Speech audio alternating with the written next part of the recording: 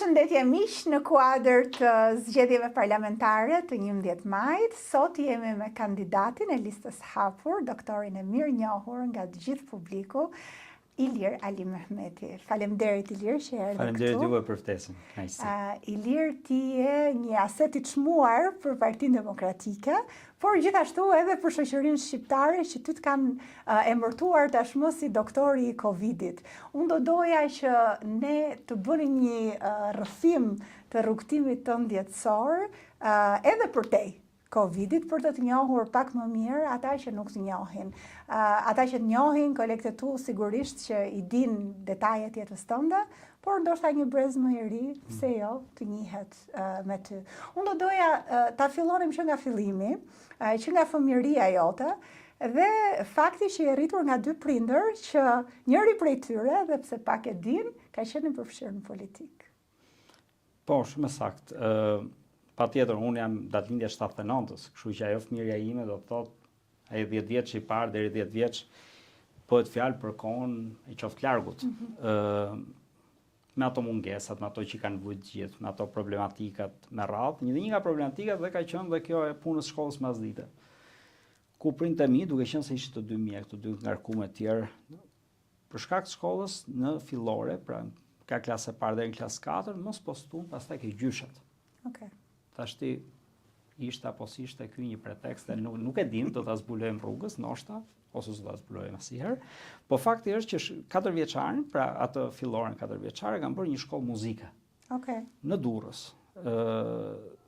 Shkolla Mujo Ulqinaku, që do të thotë edhe Durrësin e kam shumë. Pra gjyshrit ishin në Durrës. Gjyshrit nga mama janë nga Durrësi dhe jetonin në Durrës, dhe atëherë dhe unë shkollën atje, pastaj u riktheva për klasën e 5 me radhë nga këtu në Tiranë, po tani tek rruga e Dibrës, ke rruga e Dibrës, ke Oxhaku, ose siç e thëshim ne, ke fusha vjetër e Druve.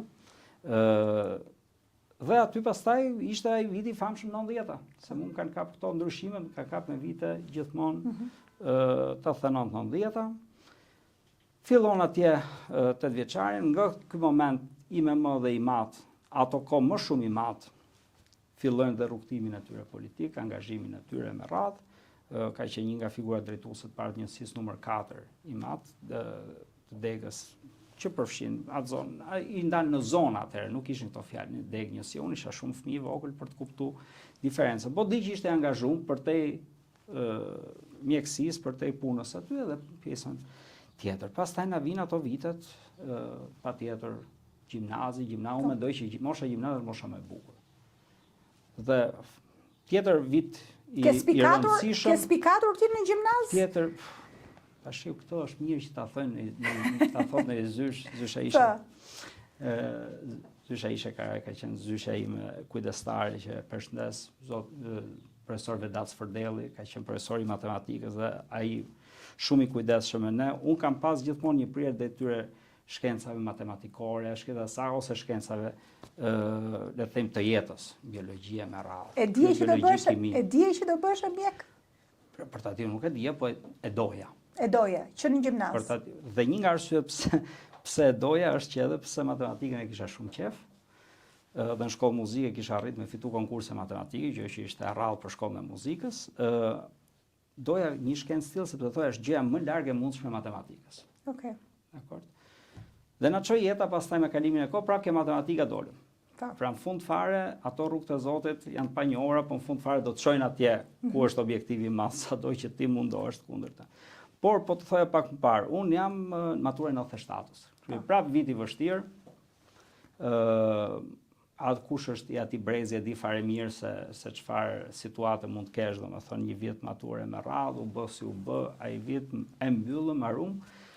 Problemi ati brezi ishte, në personin tim, pra ndryshe nga brezi, ishte që me maso kohë ishte dhe deputete.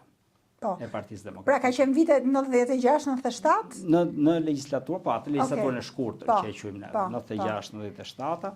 Zonja e nderuar Jera Kruja. Po.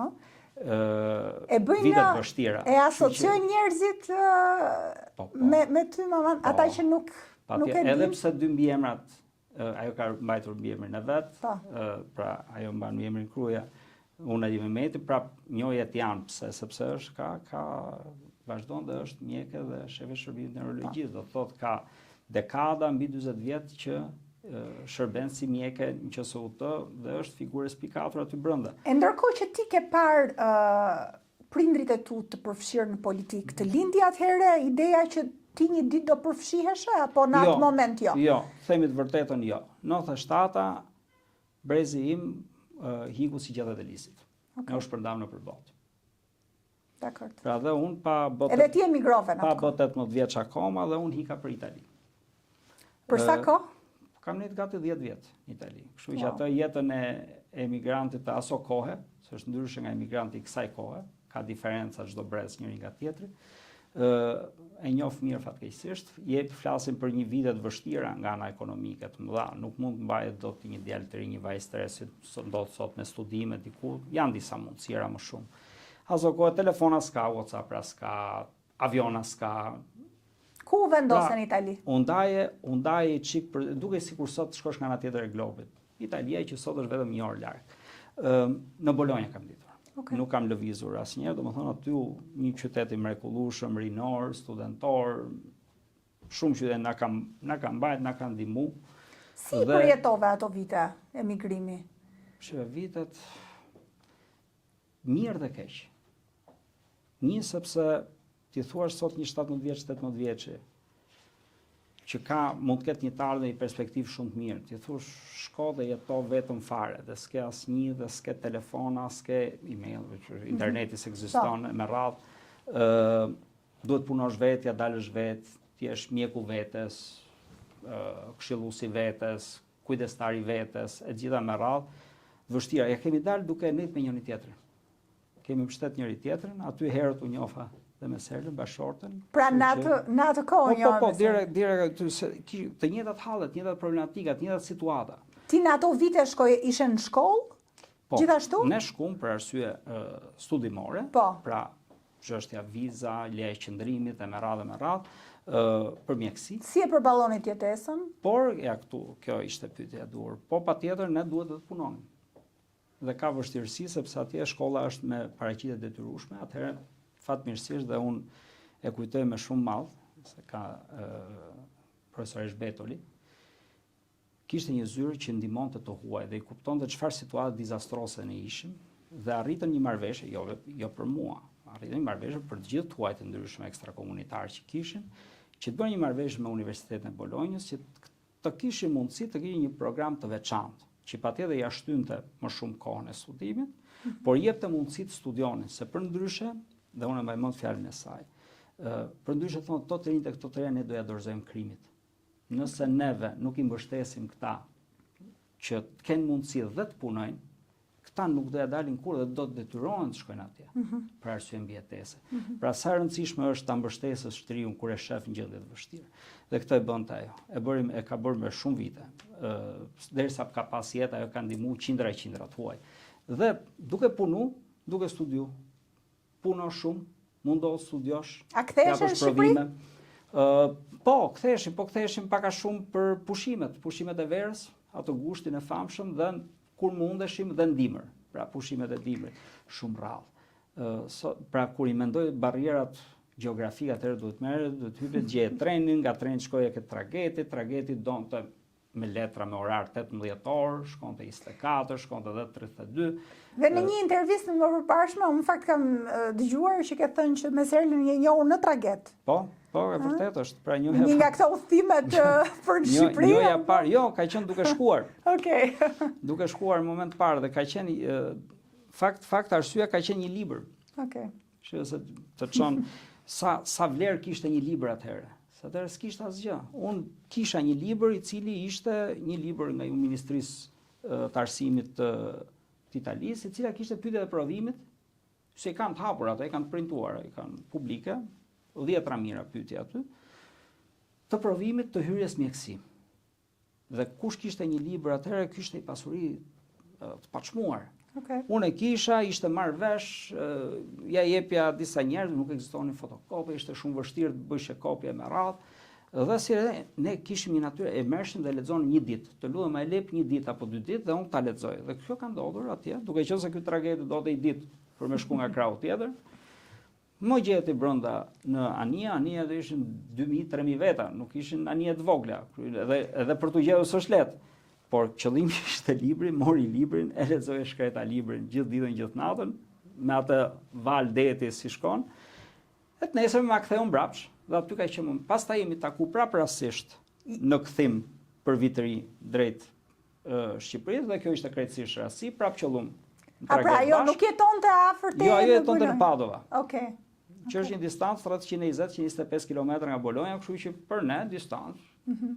As nuk e dija ku ishte në hartë Padova, isha 17 vjeç, ku e di, ku është Bologna, ku është Padova, 97-ën, informacioni zero. Pra në fillim të emigrimit tënd në Itali jeni takuar bashkë. Po, pra në fillimet. Shtator 97-s.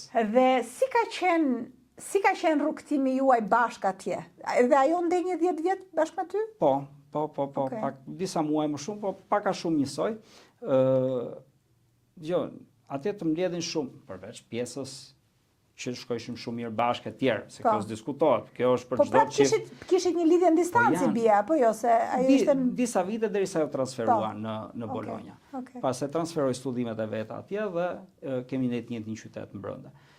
Por unë mendoj që të forcojnë problematikat. Pra barrierat, problemet, sfidat, vështirësitë, të forcojnë. Dhe kur mbështet njëri tjetrin, kjo bën gjë më të bukur. Dhe mendimin tim të forcojnë. Patjetër, fatkeqësira dhe ndodhin, dikujt mund të ndodhin fatkeqësira të mëdha, po kur e ka përcen atë filtrin, krijohet një lidhje aq e fortë, sa që vështirë të ndash, ne po bëjmë sa i bëjmë llogaritë ashtu 27 vjet të mbushura and counting, do thonte një jetë. Jeni njohur shumë të ri, gjithsesi prandaj, por i kryet studimet atje dhe pastaj të dy vendosët të ktheheshit në Shqipëri. Ne u kthym në 2006 në Shqipëri. Ishte zgjedhje e përbashkët e natyrshme? Jo, ishte zgjedhje e fatkeqëse.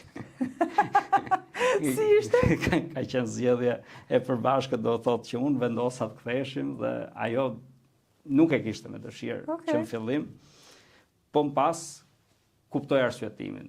U deshën disa muaj diskutim, por prandaj thash ajo erdhi pak më vonë. Po kush ishte? Jo, unë isha. Isha unë sepse shifsha. Kush ishte arsyetimi në atë kohë? Jo, them unë shumë lehtë. 10 vite neve vumre një Italia po kishte një problem të vetin. Pra ne në fund fare se çdo çift shef një të ardhme të afërt, 5 vjeçare, 10 vjeçare, nuk mund të shohë dot 40 vjeçare, ka të vështirë. 5 vjeçare, 10 vjeçare. Dhe në Itali po shih vështirësi për ne. Pra nëse ne mbaronim atë mjekësinë, kishim vështirësi që të integroheshim në tregun italian të mjekësisë, se ishim të dy studion për mjekësi. Në Shqipëri ndërkohë ishin krijuar lehtësira. Po. Ishte krijuar i frym, ishte krijuar i shpresë dhe ju nuk jam i vetmi që jam këtu në 2005-2006, jemi këtu shumë. Nga brezi im jemi këtu shumë prapë në Shqipëri. Ka qenë qeverisja e Partisë Demokratike, gjithsesi. Po jo, vitet e mira të Partisë Demokratike. Nuk kemi asnjë turp ta themi, absolutisht po, dhe mund të shihni dhe grafikët zyrtar, po s'du me hyke këto pjesë teknike. Jo. Ne u kthym se pam një shpresë. Pas shpresë, po. Dhe ishte një moment i mirë për të ardhur dhe për të qëndruar në vendin tonë, se në fund fare ditës, çfarë janë, po s'kemi njerëzit tonë çfarë jemi. Patjetër. Fund fare ditës. Ne s'jemi as për qytet, as për mal, as për kodër. Ne jemi për njerëzit tonë. Kur je afër, është absolutisht gjëja më e mirë e mundshme, ka vlerë të madhe familje kene. Kur u kthyehet pastaj, u integruat me një herë në punë, edhe ti edhe Serla bashk, filluat një bashkëtesë në Tiranë? Po, ne bashkëtonim që atje, kështu që kjo sigurisht, po erdhi automatike edhe këtu. Okej. Po, ishte automatike, se s'mund të thush që ti bashkëton disa vite dhe pastaj ndahesh. Po, megjithatë prindërin i bërë më vonë. Po, me distancë. Ka qenë një bashkëtesë ku jeni fokusuar tek puna. Edhe këtu kemi pas një diskutim të gjatë. Kur vjen fëmia parë, unë kam qenë gjithmonë dëshiruesi fëmijës sa më herët. Okej. Ndërkohë që e di çfarë do thoshte, e di çfarë do thotë, po e di edhe që kam drejt. Mendonim studimet, karriera, etj. Dhe kemi vënë një inflacion shumë madh si mor tek femrat. Ka një presion shumë të madh, duhet mirë kuptu. Po unë doja të nisë me fëmijët më herët. Për çfarë arsye? Në fakt unë kam 2 vajza, kam shumë të mira, po doja të kisha 3. Okej. Që të kesh 3 do thotë duhet të kish nisë më herët. Duhet të nisësh më herët, e vërtet, e konfirmoj. Pra kishte një plan. kishte një plan aty, duhet të arrinim diku, por jo, më vonë, pra integrimi tek ne patjetër ishte, janë ato elementet, jo mbaro shkollën, jo pret një farë kohë derisa të hyr specializim, fillon specializimi e me radhë, me situatat tona, siç i kanë kalu shumë mjek të rinj kenë. Si ka qenë të bëheshit prindër të rinj duke qenë të dy mjek? Pra të dy në një fushë të vështirë, pa orare, pa kohë, si e keni menaxhuar këtë? Unë mendoj që ishte ligji Parkinsonit në veprim. Ka një ligj që quhet ligji Parkinsonit, thotë nuk ka rëndësi sa punë ke, rëndësi ka sa kohë ke për ta bërë atë punë. Nëse ti ke shumë punë dhe ke pak kohë, do bëhesh eficient. Bëhesh aq shumë eficient, sa që arrin ta mbarosh gjithë atë punë natë që pak kohë sa ke. Përndryshe nëse ke pak punë dhe shumë kohë, zvarrit derisa dikur shkon. Dhe këtë kemi vënë re sidomos ke femrat e reja, kur bëhen me fëmijë bëhen shumë eficiente. E vërtet. Kështu që ngarkesa më e madhe bën me eficient. Edhe unë mendoj që këtu s'kishte asnjë, nuk ka që sot çdo lloj profesioni ngarkesat janë të mëdha. Distancat janë mëdha, kohët, presioni është i madh, se gjithmonë kam gjuhë nga prindërit në kohën tonë kjo patjetër kishin vështirësi të tjera atëherë. S'kishte makinë, s'kishte lavatriçe, s'kishte drita, s'kishte frigorifer, rradh që në 3 mjeset me blej qumshtin, ngarkesa të mëdha fizike. Ne ndoshta ngarkesa të mëdha fizike nuk kemi në brezin tonë, kemi ngarkesa të mëdha kohore. Se të bjen celular, nuk ishte celular atëherë. Ja themi këtë çikë dhe prindërve këtë. E megjithatë, pra ngarkesat menaxhohen nëse fillon dhe vendos prioritete. Po. Pra kush është prioritet? Qofse prioritet është familja dhe prioritet është puna, unë mendoj që pastaj burrë dhe grua krijojnë atë, le të themi, ekuilibrin. Pra kush shef më shumë familjen, kush shef çik më shumë punën dhe mbështesin njëri tjetrin. Dhe besoj që në kohën e ardhjes vajzave dhe kur ato kanë qenë të vogla, besoj ka qenë serla që është tërhequr më shumë edhe. Po. Ti ke qenë babai që i ke ndihmuar me punë të shtëpisë edhe me kujdesin ndaj vajzave, gjithçka. Patjetër ajo i bën më mirë. Okej. Pra përsa i përket pjesës cilësore, po themi, po pjesa sasiore, po, patjetër që kam ndihmu. Keni qenë vetëm ju apo keni pasur edhe gjyshrit që vinin dhe ndihmonin? Me fëmijën e parë, gjithë familjen. Okej. Me fëmijën e parë ishte një tmerr, nuk mund të rritë kur një person vetëm me fëmijën, duhet ishte paktën 2, ose më shumë se 2. Vajza ime e parë ka qenë e parë nga të 2 krahët. Të gjitha familjet sut ka ajo i kishin.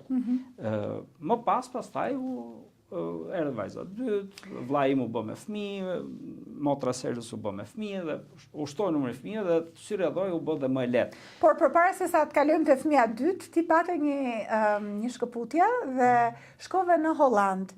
E le Serën bashkë me vajzën e parë vetëm, pra dhe shtatzan me dytën. Dhe shtatzan me dytën.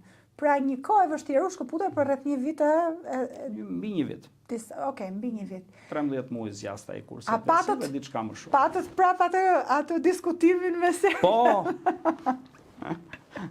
gjithmonë. Gjithmonë kam qenë çik ai që hidhet çik më shumë. Okej. Dhe gjithmonë ajo ka qenë ajo që mban bari qendrën çik më shumë. Ishte viti i famshëm 2013, është shumë interesante se si këto datat, vitet përkojnë.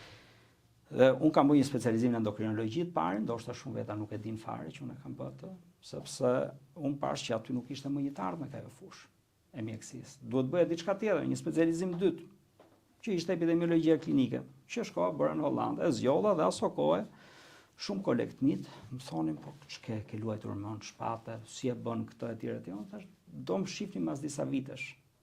Po pse e parashikoje ti që do ndodhte diçka apo ashtu ë? Po, ishte pranvera 2013 dhe kishte një fjalë që qarkullonte që është shëndetësi falas. E mbani më këtë në pranverë 2013? Fatkeqësisht unë e di se çfarë do thotë shëndetësia falas dhe njerëzit e kupton mbi një dekadë më mbrapa.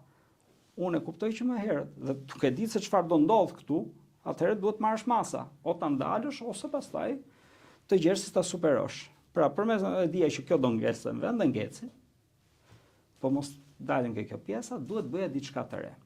Diçka të re që mund të kishte nevojë dhe ishte epidemiologjia klinike. Dhe vendet më elitare ishte Erasmus Medical Center në Rotterdam, në Holland. Vështirësia kush ishte? Vështirësia, patjetër kishin një program bursash ata, aplikum, pati seleksionime, etj. Kishin marrëveshje Shqipëri, Hollandë, se ndërkombëtarizimet ka nisë, që atëherë ka nisë, ja ku jam unë. Dhe kur shkova ma, problemi ishte vajza 1 vjeç e gjys, e madhja, dhe shtatzon me dytën. Dhe ne kemi marrë vesh shtatzanin e vajzës dytë, vetëm një ditë, mbasi mu më erdhi njoftimi që kisha fitu bursën për të shkuar.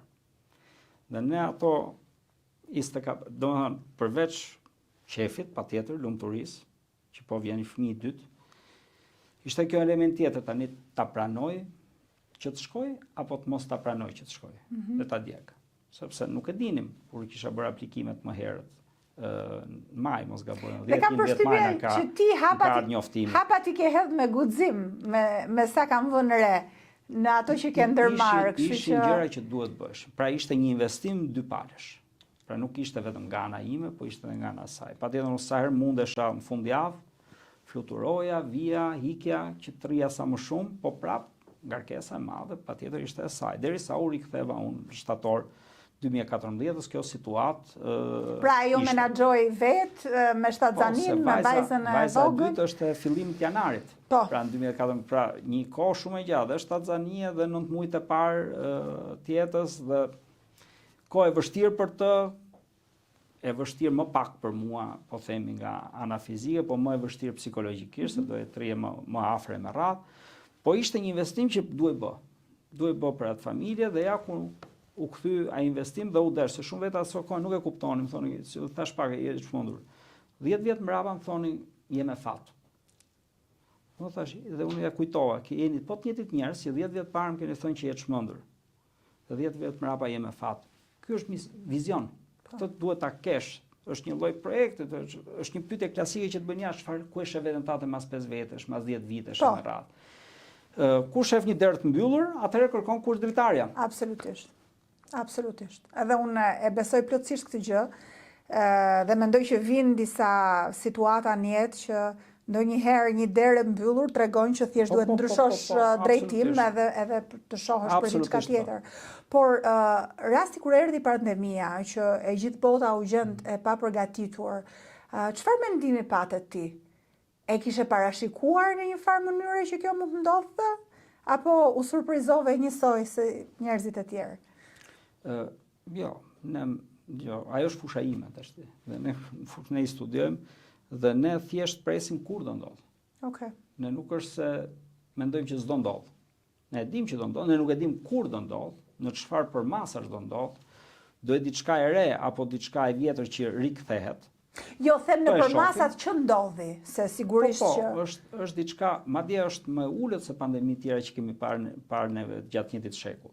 Okej. Pra, në nivese me histori, lecon, se këto nuk është ndodhin për vit, këto ndodhin një herë disa dekada. Kështu që këto duhet parë, por ne kishim një SARS-CoV-1 më përpara. E kishim kaluar ne, shumë të vogël, por shumë të ashpër. Kishim një pandemi gripi, me atë gripin e derave me radhë, edhe ajo kaloi, por shqyqër nuk ishte kaq e rëndë. Dhe për këtë, jo, nuk ishte aty problemi me të ishte informacioni i parregullt. S'po themi pasakt, i parregullt.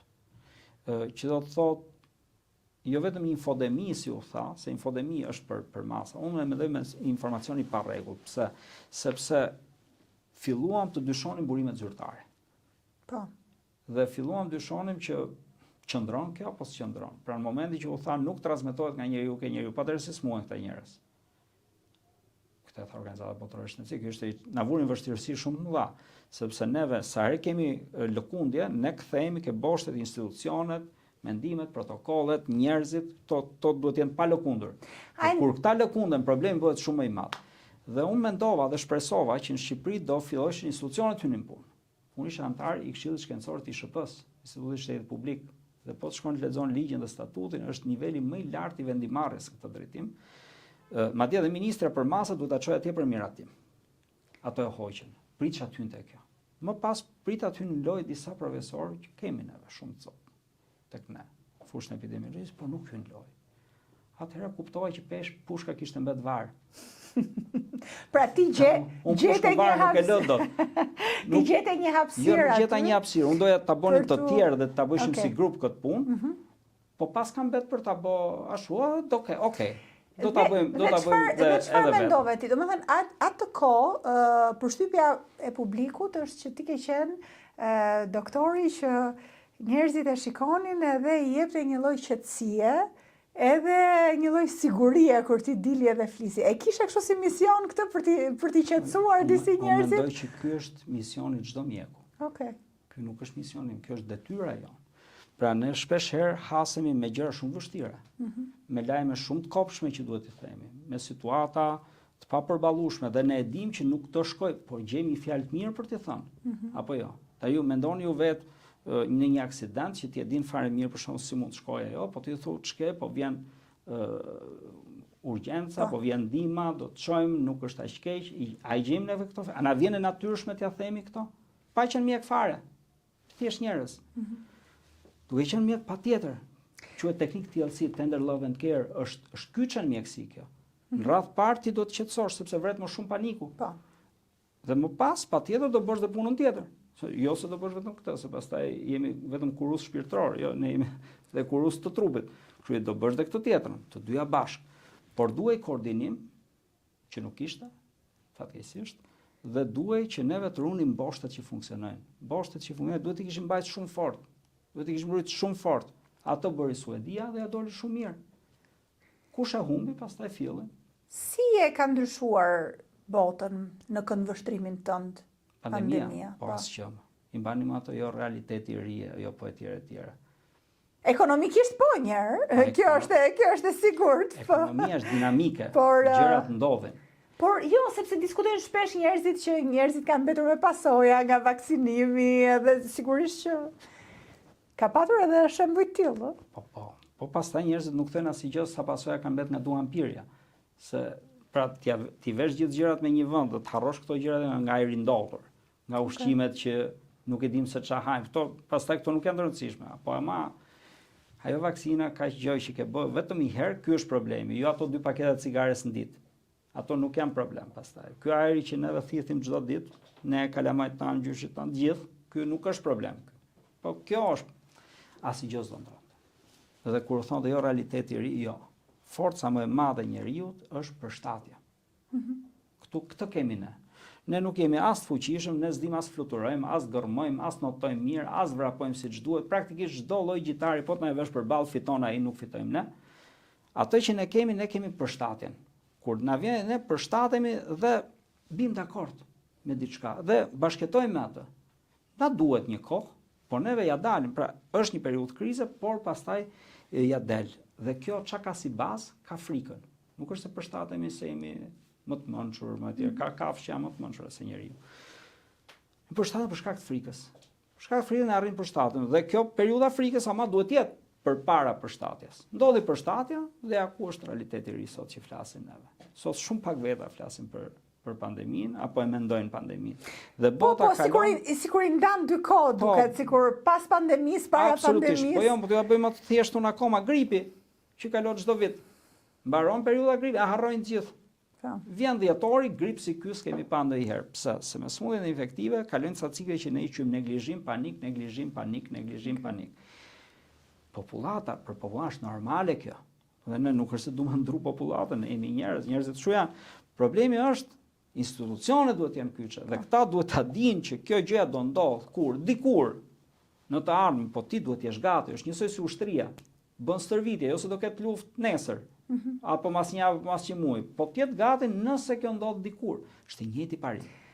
Ilir, ti more një famë të madhe gjatë kohës së pandemisë dhe pastaj krejt natyrshëm, po edhe çuditshëm në një farë mënyre, mbasi doktor Berisha nisi foltoren, ti erdhe dhe u përfshive në Partinë Demokratike dhe në politikë, edhe pse kishe një background politik nga familja jote dhe nga prindrit e tu, a i kishe menduar këtë, erdhi natyrshëm, erdhi si një nxitje, një moment që je mes kërkimit të atyre dyerve që hapen dhe mbyllen, që po diskutonin përpara, apo si ishte ky vendim për t'u përfshirë në politikë?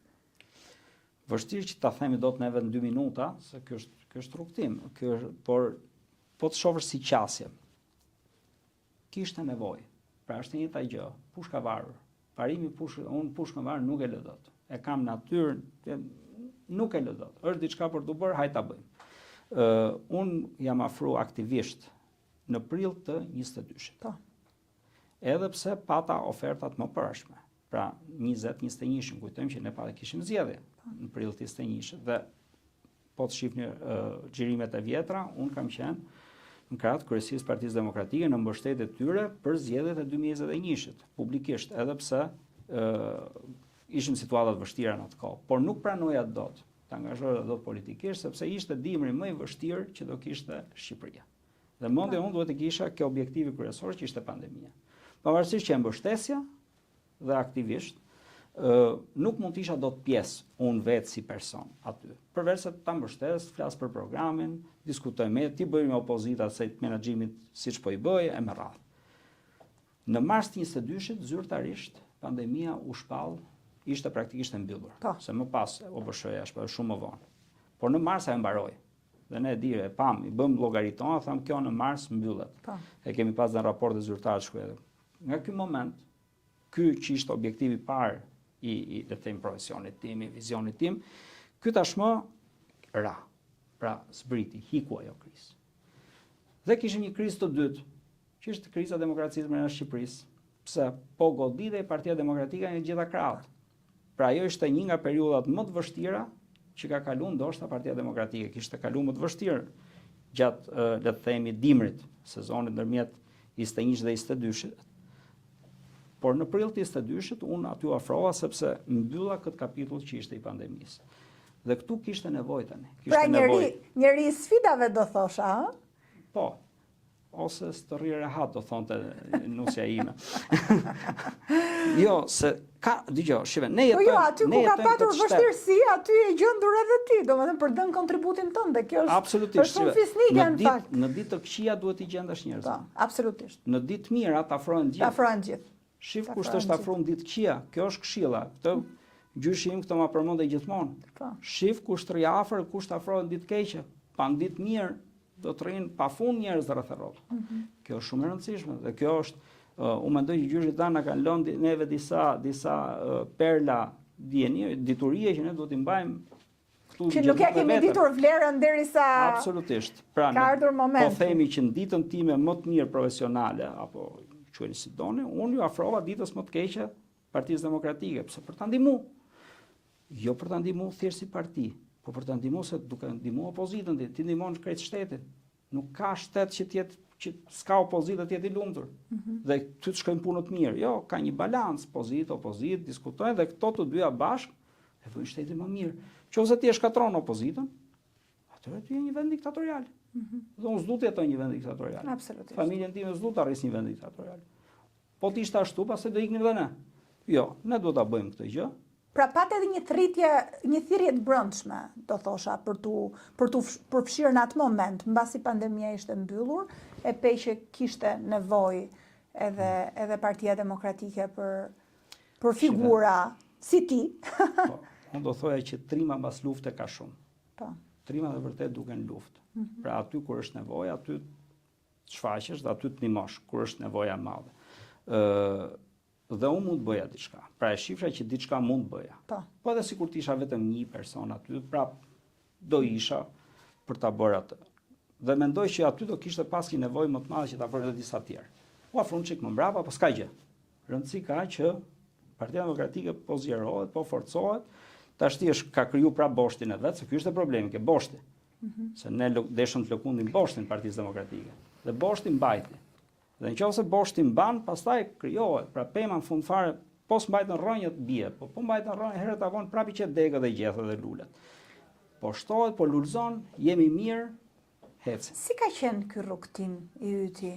Ti kandidove në primaret e Partisë Demokratike për Bashkinë e Tiranës, je njohur me strukturat e Partisë Demokratike, ke një fuqishmëri të madhe në publik për shkak të profilit tënd publik edhe profesionit fisnik që ke, por pra politika edhe sipas eksperiencës time, është një fushë e vështirë që duhet dish ta navigosh me shumë zgjuarsi edhe me durim, do thosha. Po për ty si ka qenë? Unë mendoj që durimi, navigimi, zgjuarësia e me radhë i ka në kelibrat e parë mjekësia që në fillim. Pra, po si pate këto, mos e vazhdo këtë rrugë, gjende i rrugë tjetër. Për mua ka qenë surprizë, se nuk kam zgjedhur matematikë e mjekësi, po. Pra, durimi është pjesë e lojës. Unë gjithmonë kam qenë një person që mendoj që djegja e etapave është gabim. Është problem, nuk mund digjen etapat. Hap mas hapi. Pra, kështu sot këtu, nesër, jo. Okay. Nuk është diçka që mban. Me ngadalë, ngren atë lartësinë tënde dhe i qëndron.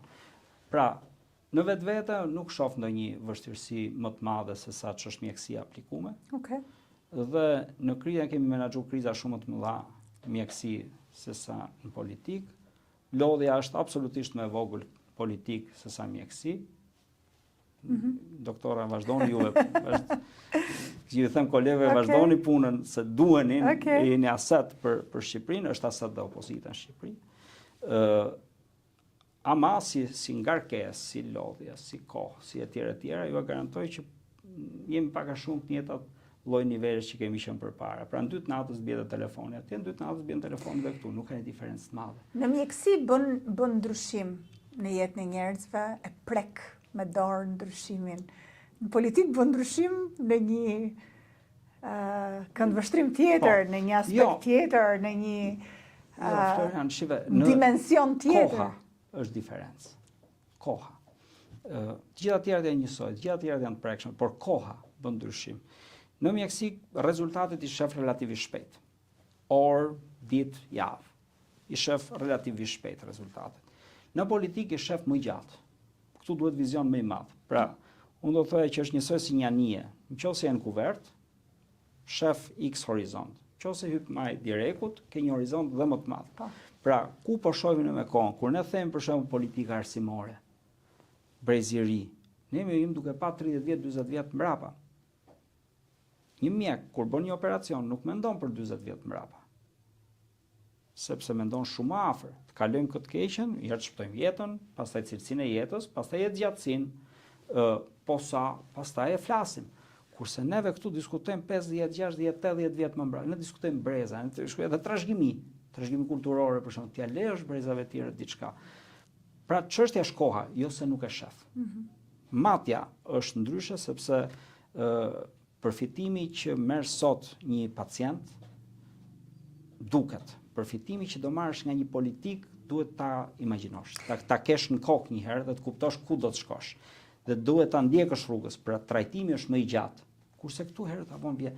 Pra nuk ka një diferencë madhe. Me përjashtim të kohës që duhet presësh.